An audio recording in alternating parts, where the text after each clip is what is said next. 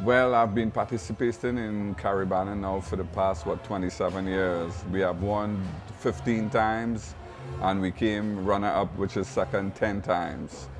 So a lot of people ask what contributes to my success for all these years. And I think it's basically having the right people around me, because producing the whole band is a team effort. And once you have the right people around you, they make me look good. So that's the key for success, I think.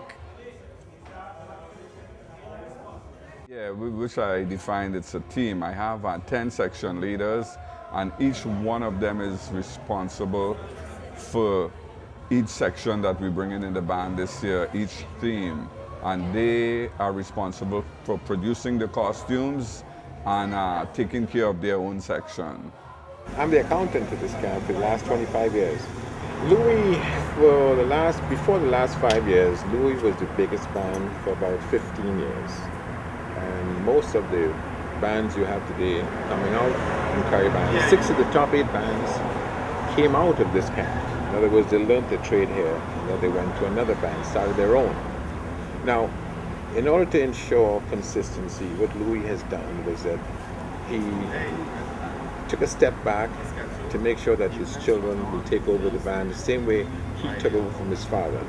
His father was doing this since 1925, for 50 years, and then he took over, and now he's prepared the band to be taken over by his sons. So it takes a time to regroup yourself so that you can springboard from that. Well, basically there are 15 bands in the parade, and all of them are competing for the band of the year. There are 14 other bands doing what I do, and basically we all producing different teams, and we all doing different designs also. And as you know, they judge it by the best costuming and the best designing.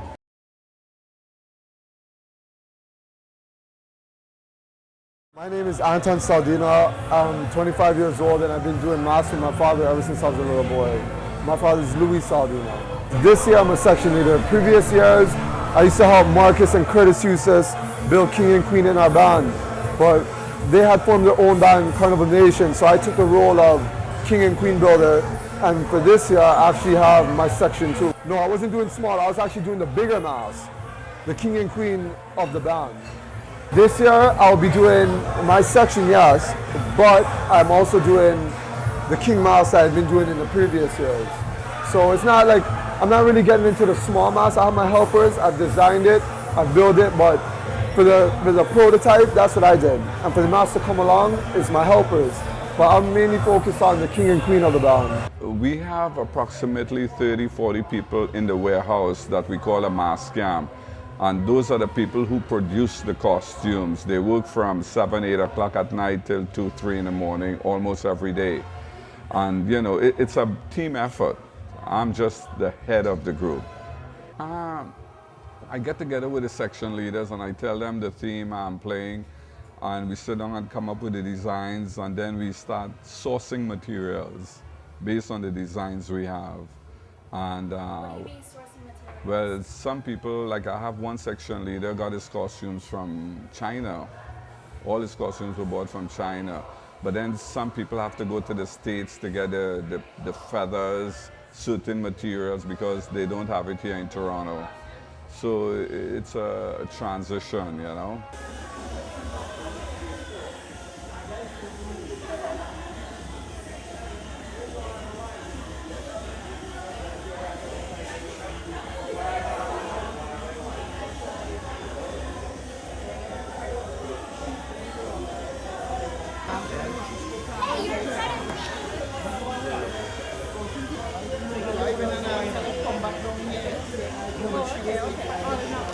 So Agnes.